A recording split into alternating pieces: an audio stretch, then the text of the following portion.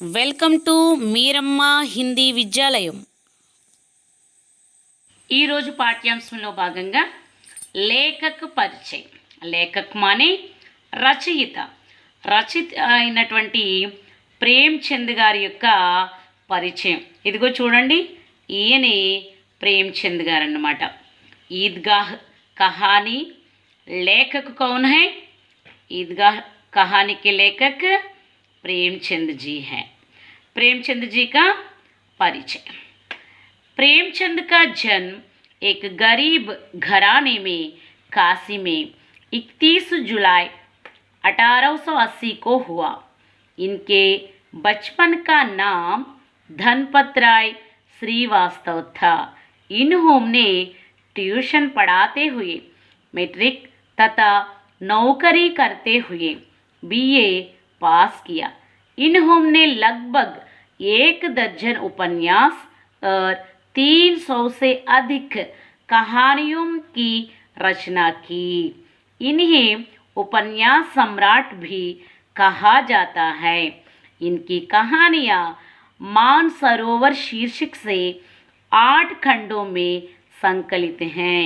गोदान, गबन, सेवा सदन, निर्मला, कर्मभूमि, रंगभूमि, कायाकल्प, प्रतिज्ञा, मंगल सूत्र आदि इनके प्रमुख उपन्यास हैं.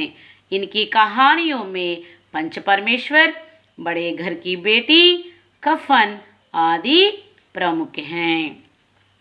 प्रेमचंद का जन्म.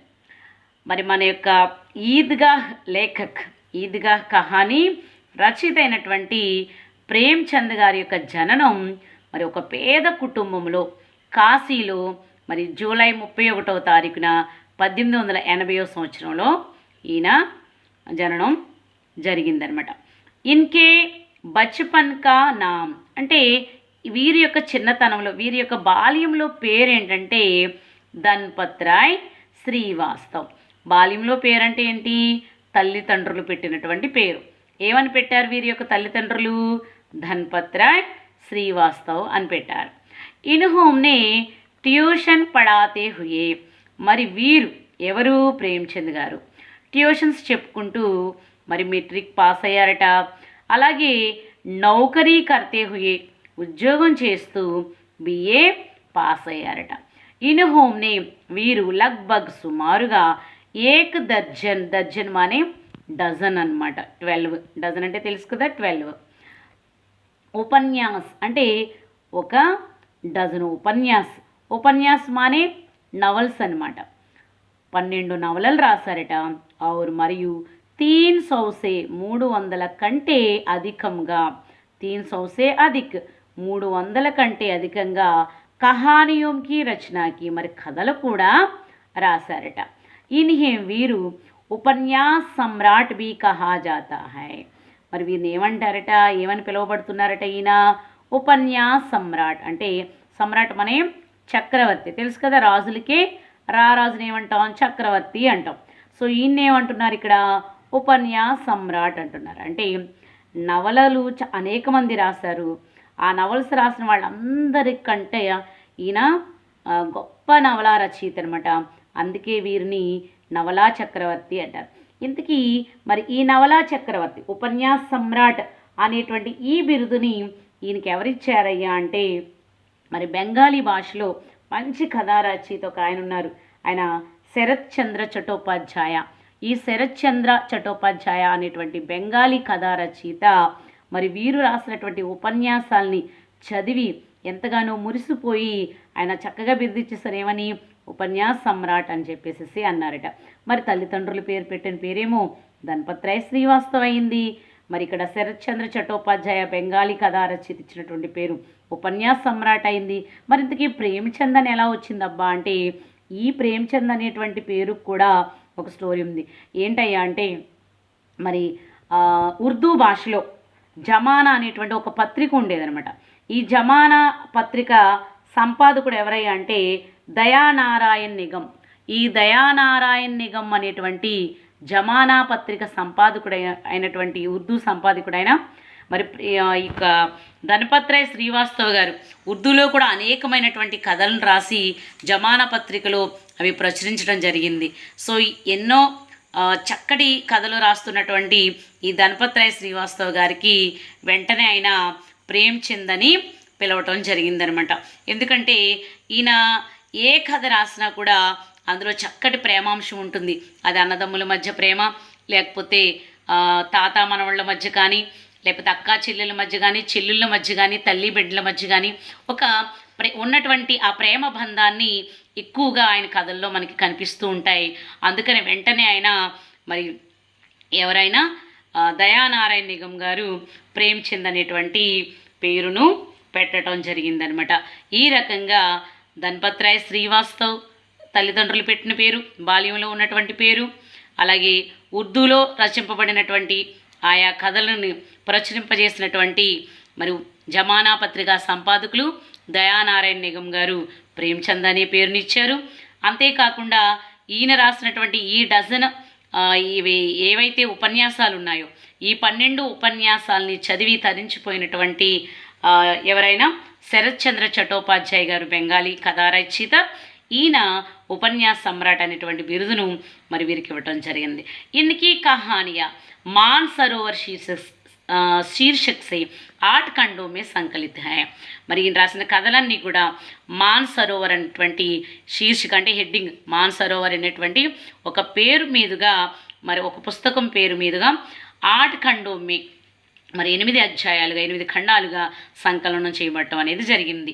అయితే వీరు రాసినటువంటి ఉపన్యాసాలు మనం చూసినట్లయితే గోదాన్, గబన్, సేవాసదన్, నిర్మల, కర్మభూమి, రంగుభూమి, కాయాకల్ప్, ప్రతిజ్ఞ, మంగళసూత్ర ఆది ఇన్కే ప్రముఖ ఉపన్యాస హై.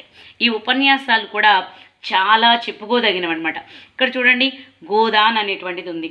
ఇది గోదాన్ అనేటువంటి ఈ యొక్క నవలలో అయినా భారతీయ గ్రామీణుల హృదయ విదారక జీవనం గురించి ఎంతో స్పష్టంగా రాయటం జరుగుతుందనమాట.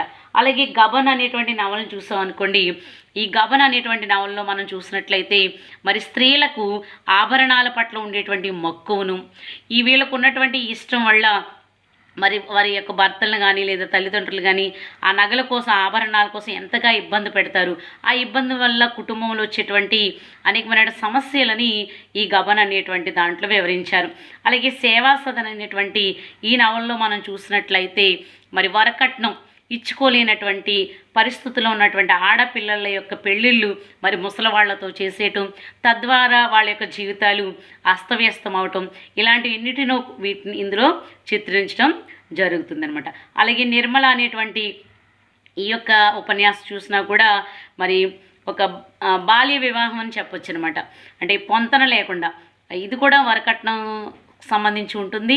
అలాగే అన్మేల్ వివాహం అంటారనమాట.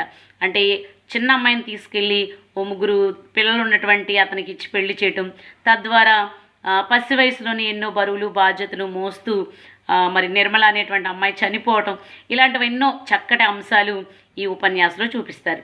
అలాగే కర్మభూమి అంటే దేవాలయాలు ఉంటాయి. మన భారతదేశంలో అనేకమైనటువంటి దేవాలయాలు ఉన్నాయి. కానీ ఆ దేవాలయాల్లో వీళ్ళు అంటరాని వాళ్ళు, మరి వీళ్ళు దూరంగా ఉండాలి, వీళ్ళు ఎట్టి పరిస్థితుల్లోనూ దేవాలయాల్లోనికి ప్రవేశించకూడదు అన్నటువంటి అనేకమైన కట్టుబాట్లు, అలాంటి ఎన్నో కట్టుబాట్లని మూఢాచారాలని ఎత్తి చూపిస్తూ మరి కర్మభూమి అనేటువంటి నవలను రాయటం జరుగుతుంది.